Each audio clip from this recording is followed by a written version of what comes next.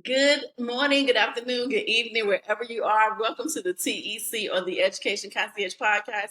I'm your host, Benita Jean. You already know that. Welcome, family. Go ahead and get your drink. I just have some water today. I'm going to show it like this because we're not advertising for people. And get your notepad, whatever you're writing in, grab some notes. We're about to dive into season 9 again. This amazing guest, well, first of all, she's retired, so we don't know nothing about that. But the things that she has done to get to her retirement, because you have to put in the work and then you relax. We're going to talk about it. We're going to talk about how she disrupts, dismantles, and then how she put back together the education system and how she's still doing it and what we need to do. Look, we're going to bring her in. Let me give her we're going to bring her in and then we're going to open up like we always do. So stay tuned. I know this is going to be a great session for you. And don't forget to subscribe, support, and share. I'll see y'all in a minute. Hello. Welcome, Dr. Wanda. How are you? Wonderful. How are you today? I am great. So let's get started. So everybody who's ever listened to the podcast, you guys know for season 9, this is how we start off. My name is Benita Jean. I am the Education Concierge. It is the Education Concierge Podcast, and I am a good old country girl from Lawrenceville, Virginia. So, Dr. Wanda, welcome to the TEC family. Thank you. I'm excited to be here. Yes. And so what we do in the South is when you invite you over for dinner, you come in, take your shoes off because we live in dirt country, and you go down the hall to the guest bathroom and you wash your hands because you do not wash your hands in the kitchen sink. Thank you. See, you come on to the table, we fix your plate. Now, here's the question of the year because people have been telling me, does your plate need to be sectional? That's interesting. At a cookout, I prefer sectional. Okay. But a regular indoor meal doesn't matter. Okay. So it's a regular indoor meal, so we're not going to be worried about that. And we fix your plate, and then we have to fix you a nice tall glass of cold sweet tea because sweet tea is a blasphemy. And if you don't, you can't, or you don't want the sweet tea, we do have some water available. I need Southern sweet tea. Yes, that's how we fix. Okay. And I'm not fixing Sunjoys, y'all. Y'all have to fix that on your own. Or in Virginia, we call them half and half. And we have lemonade, but I'm not fixing you a Sunjoy. Like, I'm not doing it. You can get up and do it later. But for today's podcast episode, you are now family. And so the next time you come over, you fix your own plate because that's what family does. So I'm the CEO and founder of Joyful Excellence Education Group. I help education leaders, primary women of color, achieve excellence. And typically, we always are excellent. But my secret sauce is to have joy at the same time. So there's no burnout, there's no frustration and anger and the grind. It's all about having joy and excellence. And that's what I do.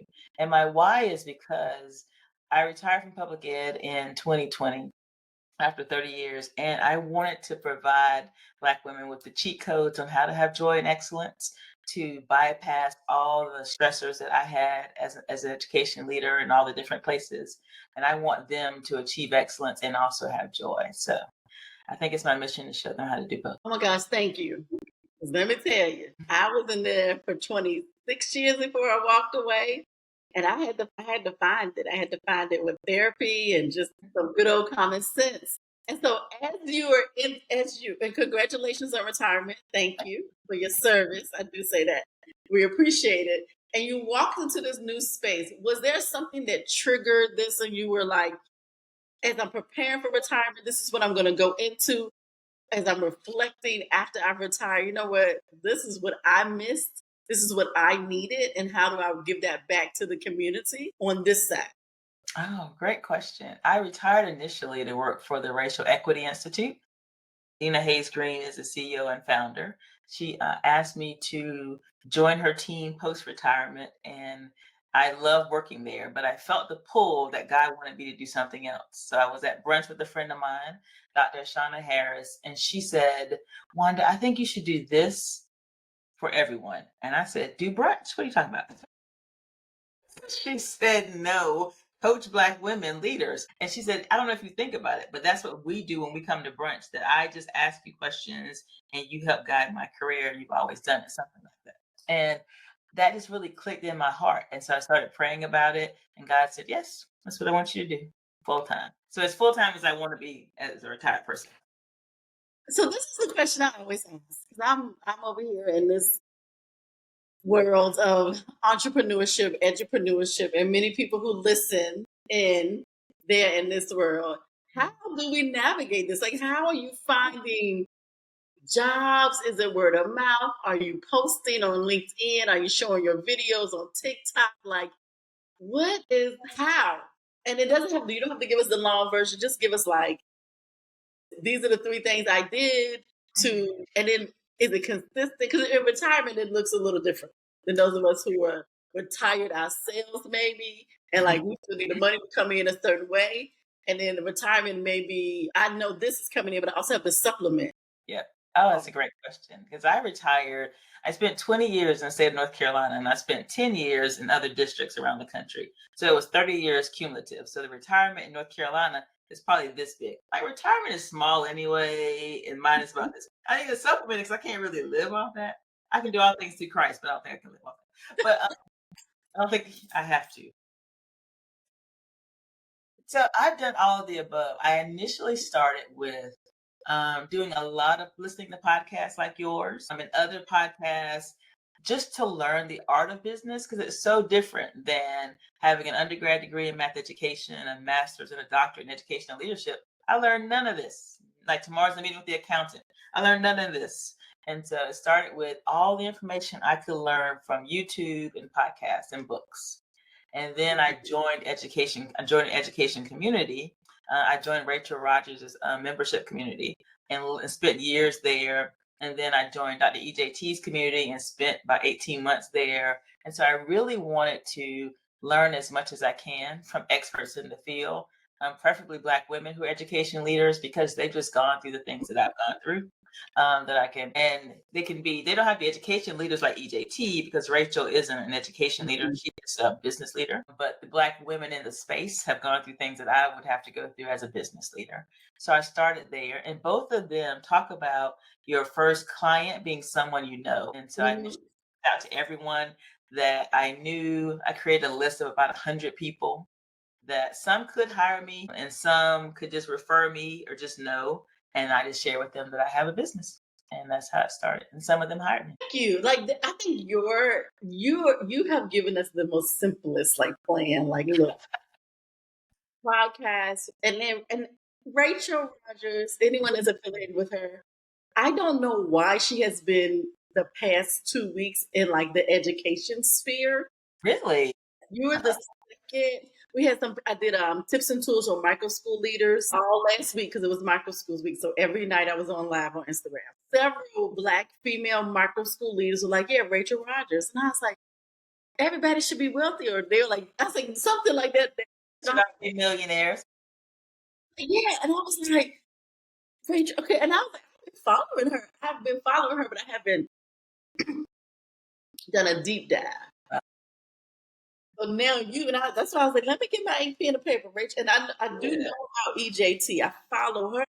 Also have never done a deep dive. Giving me something to think about. And I know several of us in here who are, still working or not working. And then we're trying to develop, like you said, when somebody tells you, when you have good friends who are like, look, this is what I see you doing. And you're like, wait a minute, let me talk to the Lord. Like, is this really what happens? Now, did you, before your friend pointed out, know that you were the coaching friend, as I like to tell people? Like, so you always have like that friend that's going to coach you. And it comes naturally. Did you know that?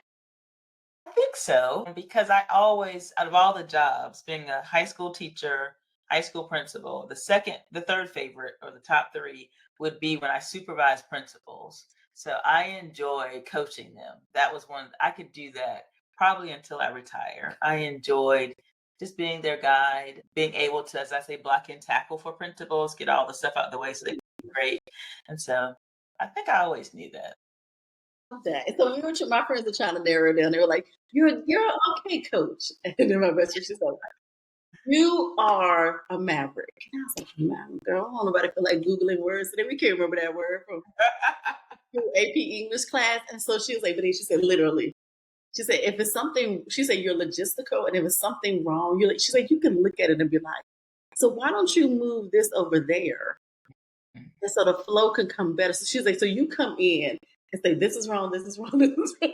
Like all of these things are wrong. She said, you help them set it up. She said, you may or may not explain it. And I said, right, that's when a coach needs to come. Mm-hmm. And the coach needs to come with me and needs to say, okay, so what Benita is saying is moving this way because, see, because I'm like, I don't want to keep telling you about it. I want you to move it now. And that's how, literally, that's how I function. And so it took me a minute to figure out what type of job that is. I was still trying to narrow it down because my friends would come to me like, you're the fixer. They're like, you are our concierge. If something is happening or broken or we need the info, we come to you and you're like, girl, no, I'm about to fly out there and meet with your principal. They tripping. I love that you said that. And maybe I need to pray about it some. So you did something I've never heard people say. You said, I wrote a list of 100 people that I know personally. I just know them. Like, especially if you've been being in education, being in higher administrative levels, you've connected and networked with people across the U.S. And I wrote that down. I was like, first client came out of 100 people that could hire or refer me.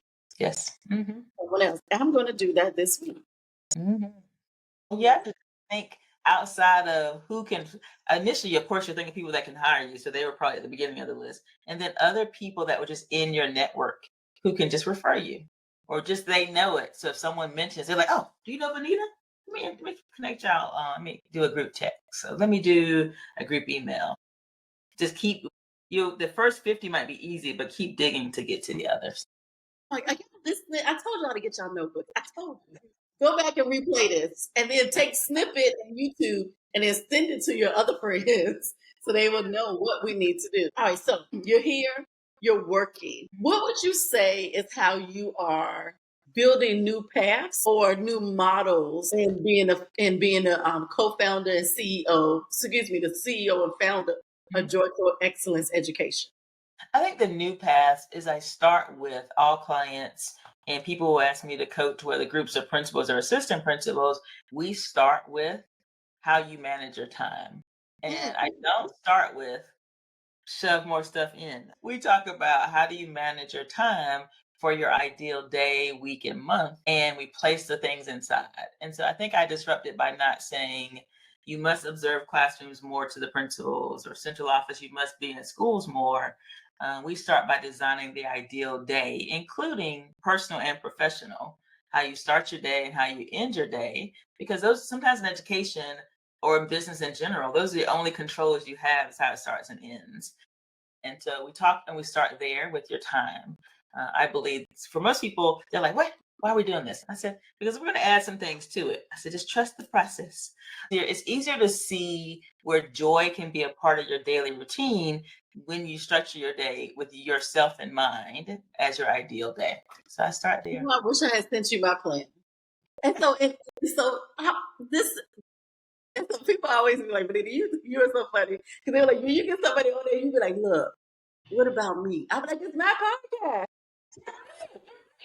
I'm so glad you said that because I got up this morning and I was like, okay, if we're going to do recordings on Monday, we're not going to do recordings on Friday. Like, we can't be doing we can't.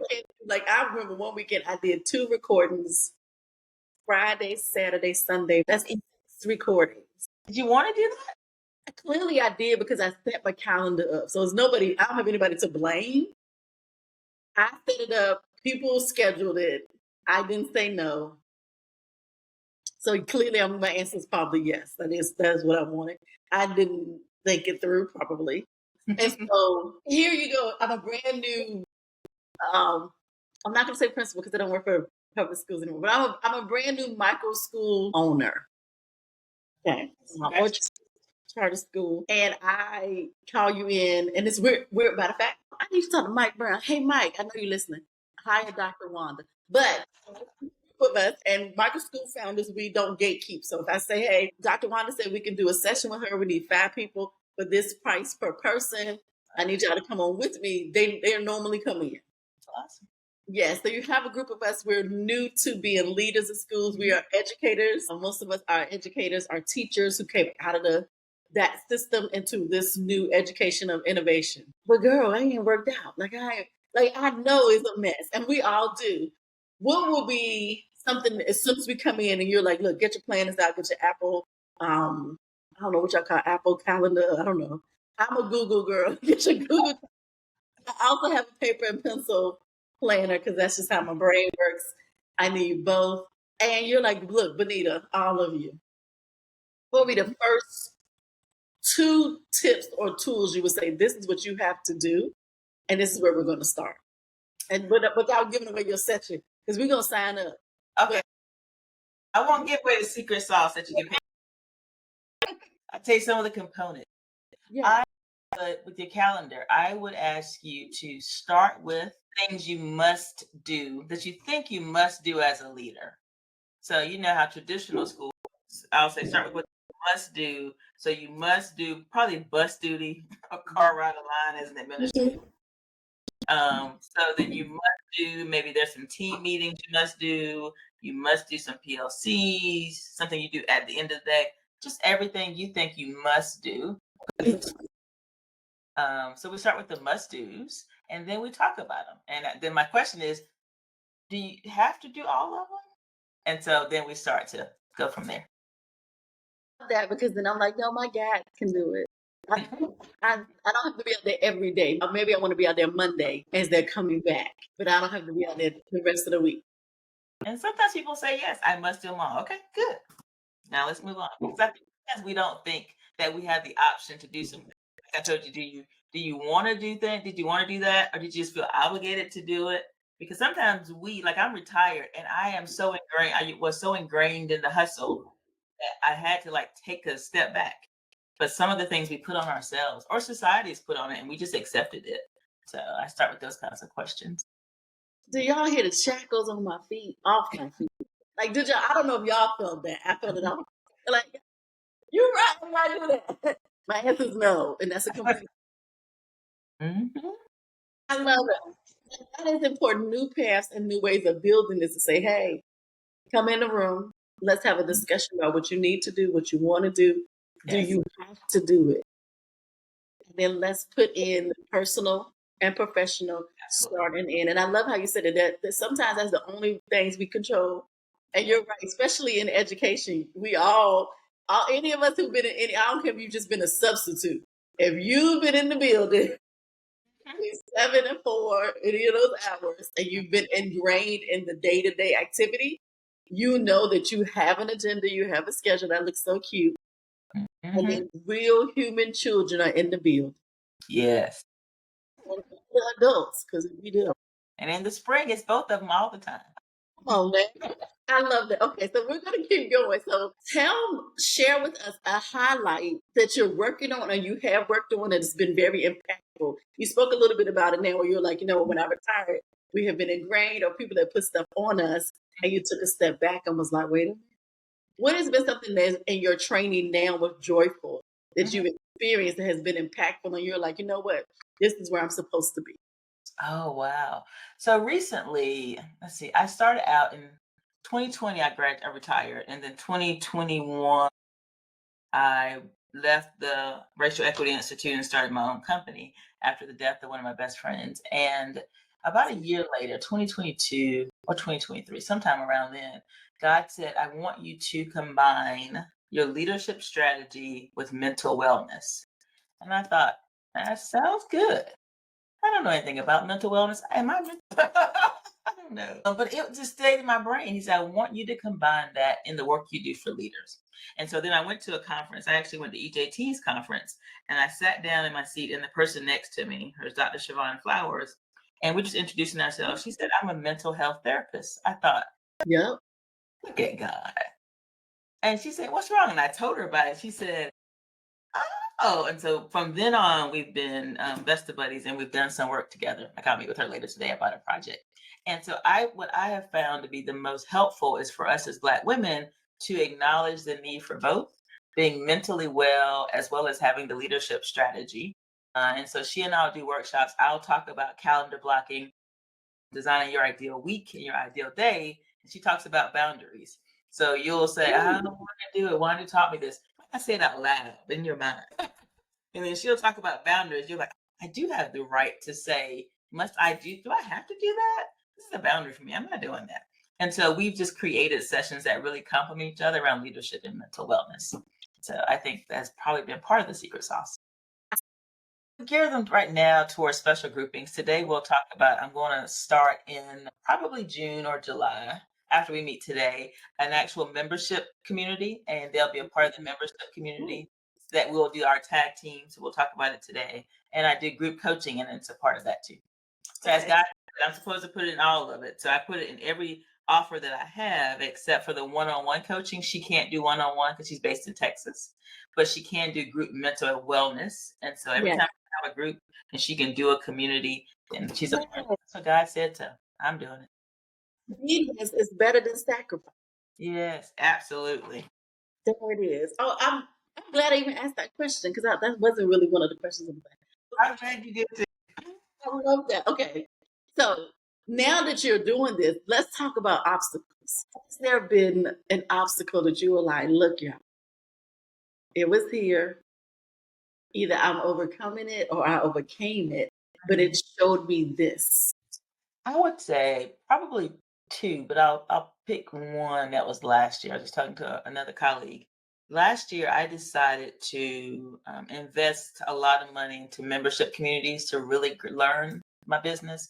At the same time, I felt the need to tithe off my business. So not pay 10% of the money I make, but 10% of everything that came in. And so by June, I thought, whew, Lord, just to be honest, God already knows. I was like, whew, whew. It was a challenge. But I didn't stop. God told me to do it. And I wasn't released from the tithing off the business until I think December.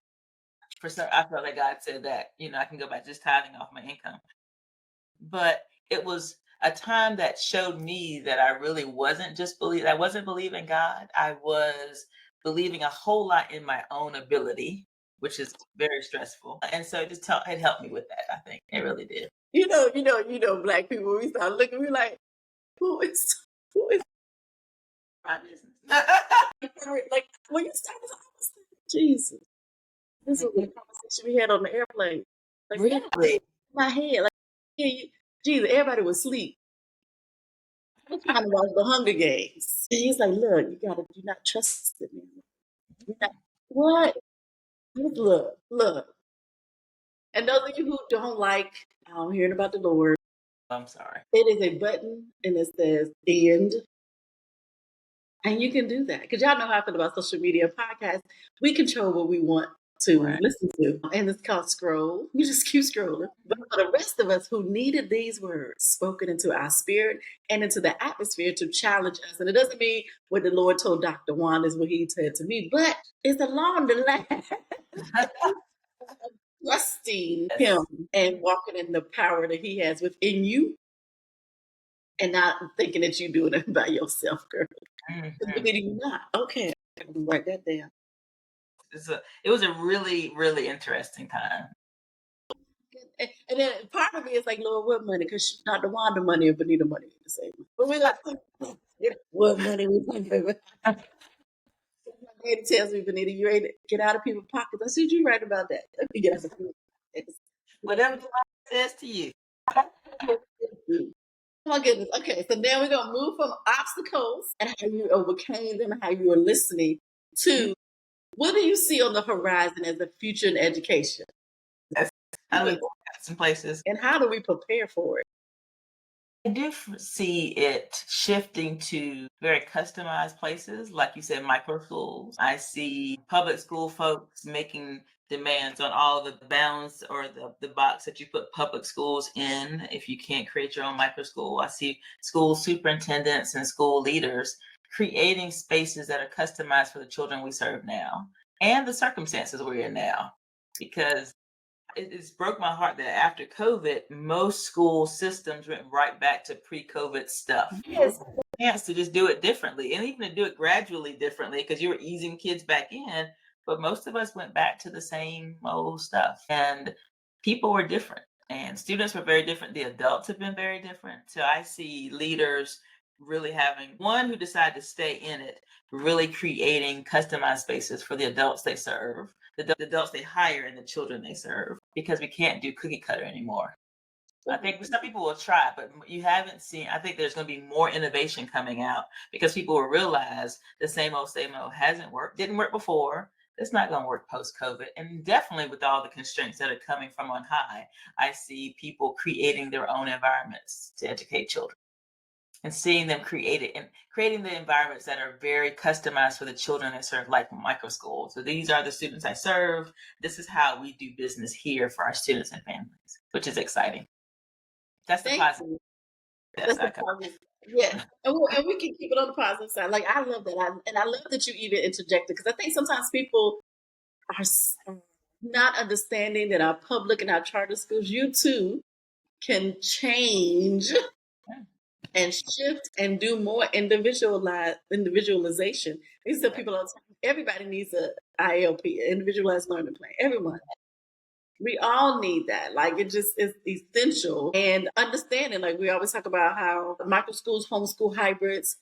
I would have come in as a third grader doing third grade math, but reading on the ninth grade or 10th grade reading level. And I remember being stuck in third grade reading class going, like what? I read this book last week. And luckily I had a great librarian at our school library who was giving me books. And like, we need to read this. I know you. She's like, you read all of the stories in your textbook, in your reading textbook. She's like, I know. Right, here's a book. Don't read it during class, though. During reading class, you have to pay attention. But I know you want something to read because you're up here. Mm-hmm. What do we do? Okay, so if you could give one powerful, practical piece of advice for our listeners today about any aspect of education, what would it be? I would say two. Can I give two pieces about education? Yeah. The first one is to take care of yourself physically, mentally, and emotionally so that you can bring your best self to work. And so take care of yourself, create the plan to take care, whatever you need to do, take care of yourself first. So you're your best self in school. And then the real specific one about education is design spaces that are right for adults and children. Design them because you can create them, but don't just assume that what's always been is right for children. Design spaces that are right for the adults and children you serve. Nice. Okay, we're going to get to the controversial corner. Ooh. I know. So those of you who listen, and you know that this is unscripted, unfiltered, and unapologetic, and they also have the right to say, we do not want to answer none of your questions. And so this is the part, we spoke about this a little bit. So I'm going to bring it up in a different way. We need teachers. We need administrators. We need Black teachers. And we need Black administrators. But we leaving. We are leaving. Some of us are like you and myself. We did 20 plus years and we're leaving. Also because we just feel like it's just time for us to go. It's okay. I'm like, it's a young crew right here. Let me just Beyonce said to the left. I'm gonna go. How do we get the Black teachers? What are we doing? Wow. I wish I knew the answer to that because I would bottle it and sell it. We would buy it immediately. No, I know. I don't know how well, I do know one way is that some people I've noticed recently, like in my family, personally know two people who've changed from their previous career to education. So I would say make it easier for non-traditional people. It's like post-COVID, a lot of people wanted to leave public education and a lot of people wanted to change their career and they're like, I want to be an educator. A friend of mine became a middle school teacher. I was like, really? Middle school? Out of your heart. I was a middle school principal for a whole year and I'm good. I did middle school for like 18 years. Loved it. You're special. Y'all are special people with a special reward in heaven. My sister-in-law, she's going back to school in order to become a teacher. So I would say one way is to make it easier for non-traditional people to become an educator. In some states it is easier. North Carolina is pretty easy, but in other states it's not as easy. So that's the only thing I can think of. And okay, so I'm going to push back. We're doing that. They're not ready. Is it the wrong? It's not the It's not the program, it's the preparation. Right. Okay, there it is. So the program, because I'm like, I don't have a problem with many of the programs. I have a problem with you doing 6 weeks and then you drop them into Title One underperforming school and like go forth. And I'm like, they go where? Where you want them to go? I know. I was talking to principals about that. And so I think the other part is that if you open the gate for them to come, not to assume they went to the traditional education program that we went through. So what is your district going to do once they've been blessed by the state? What is the district going to do to prepare them if they have the heart for teaching and just not the background? Because you can't teach the heart, but if they have the heart, then what is the district going to do? Then what is the school principal going to do to give them the extra step? You know how the first year teachers always had this first year teacher program. So what should your program look like for a non-traditional teacher? And so that goes back to creating the kind of environment for the adults. So if your adult is majority newbies who've never done teacher ed before, I am sure your PD should be about lesson planning, because instead of what else you might be doing. So your PD is about the basics if your district's not helping to fill those gaps. And also about classroom management if the district isn't helping to fill the gaps. Yes, because y'all know classroom management is my thing. I don't like people like, you don't do a lot of punishment thing when you do classroom management. No, classroom management is about routine and expectations. Mm-hmm. And so my students know, I'll be looking at them like, or I'll be like, you need a reset. Go on. I know. Me too. I was the same way. When I was a principal, I was that way, that I wanted to create. It's about relationships and creating the environment. So if a new student came to my high school, I could instantly tell they were new. I'm like, hey, I'm thinking somebody the counselor didn't bring you by to see me. And the other students would say, hey, we don't do that here. Because you've created that kind of culture and environment. That's not all about always. Some students have to be suspended and punished. It's the environment that when people are outside of the norm, even everyone else around them will say, hey, we don't do that here. Isn't that crazy? Even in classrooms, like my kids, we'll get a new kid and they be trying to act up and they be like, hey, she's not going to let you go nowhere. Like, the little boy said, this is the below reading group. We've all been acting a fool until we got here. She does not let us go. And he was like, she doesn't let you go. He said, yeah. He said, so you act up. He said, then don't put your hands on her because she did tell us that she would correct. Nobody has put our hands on her, but they were like, she has really a lot of patience and she just wants you to understand that you don't have to act up because we're all trying to learn how to read it. Mm-hmm. Nice.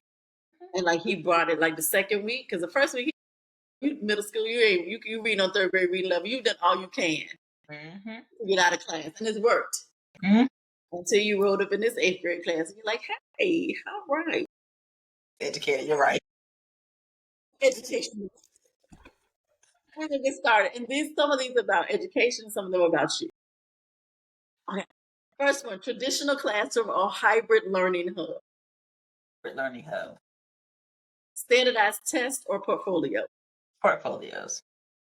Textbooks or TikTok-like tutorial. TikTok. I would say I don't like textbooks. I guess TikTok-like. Yes, and I say that because you don't have to put them on TikTok, but like. Yes. Okay. TikTok-ish. STEM or STEAM. STEAM. I love the arts. Behavior charts or restorative circles. Restorative circles. Mentorship or coaching. From a coach, coaching. I love it. Global projects or local impact projects. Local impact. Are you a morning person or a night owl? Very morning. Do you prefer audiobooks or podcasts? Both. Got it. And would you wear sweats and sneakers or blazers and loafers with the penny in it? None of the above, but a dress girl. Okay, and I gotta respect that because my sister and I would laugh because she was like, Benita. I was like, girl, my dresses are out spring, summer. Like Yes. Dresses everywhere. And then now they put the pockets and it's just like a whole. Okay. I love it. So we're going to say dresses. That's fine. Yes. We're going to wrap up and we have 2 more things. The first thing is, what should our listeners do to help reimagine education? Like, what would be your call to action for them to go forth and do this in their communities, in their schools, in our nation? Find spaces where they can lead as the educational leader, whether in a micro school or traditional public or charter school and design spaces that fit for the students they serve. So you have to get to know the students as well as the faculty members who are on their staff. Create the spaces. Don't assume the culture, create the culture. Don't assume the look, y'all want some hashtags? Don't assume. I love that. Thank you. Okay, that's your call to action. And I always do do you want to shout out? So I'm a proud HBCU graduate, university. We're just different. Okay, it is.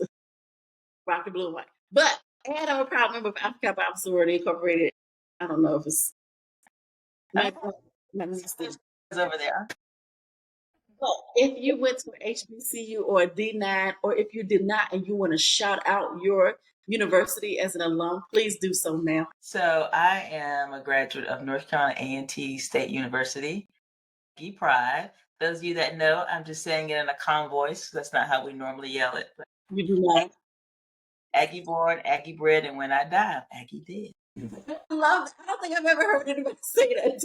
Yeah, that's old school. Love that. Okay, so this is how we wrap up. Y'all know what we do. I am still a little country girl. I grew up going to Little Shallow Baptist Church on Otterdam Road in Jarrett, Virginia, where the pastor who baptized me was Reverend Dr. Jacob Turner Jr., who is now in glory, but you better not talk about my past. Dr. Wanda is our guest pastor. I have already opened the doors of the church. Dr. Wanda, amen, amen. Dr. Wanda, you are going to give us the, I was about to say the convocation. That's not the right word. You're going to give us the closing and the declaration. And the way we do this is, we always want to leave with something to get us through the week. Because, as soon as we step out into the parking lot, we forget we saved. When we finish listening to the podcast today, how do we get through the week? And before you do that, tell us how we can connect with you as leaders, as leaders in school districts, school divisions, but also as leaders in our education cohorts, to hire you, to bring you in, to connect with you, to help you coach us through. How do we connect with you and then close us out? Absolutely. So my email is a pretty long one, but if you see my company's name, it's Wanda Legrand at Joyful Excellence Group. I left the education part off. I am Wanda Legrand on LinkedIn. I'm also Wanda Legrand 2 on Instagram. I haven't met the other Wanda Legrand, but I guess there's another. But I'm Wanda Legrand 2 on Instagram and Wanda Legrand on LinkedIn. And what I'd love to share today as our parting message is do not put joy in, don't hold it hostage to the weekend. Don't hold it hostage to the vacation. You deserve joy every single day that you live. So find something that brings you joy every day and insert that into your day. Every day, y'all. My name is Benita Jean. I'm the Education Concierge. I am the host of this podcast. Thank you so much, Dr. Wanda Legrand, for being our amazing, inspirational, get your mind right, y'all, and find some joy guest today. I hope you took some notes, support, subscribe, go hire. This is when y'all need to be hiring stuff because y'all getting ready for opening sessions and y'all know y'all school ain't right. Or you're getting a high turnover. This is what you need. All right, we're going to reach out because don't forget last year prices are definitely not this year. Tariffs are real. I don't know why we paying them. So go ahead and buy your new car this weekend because this thing.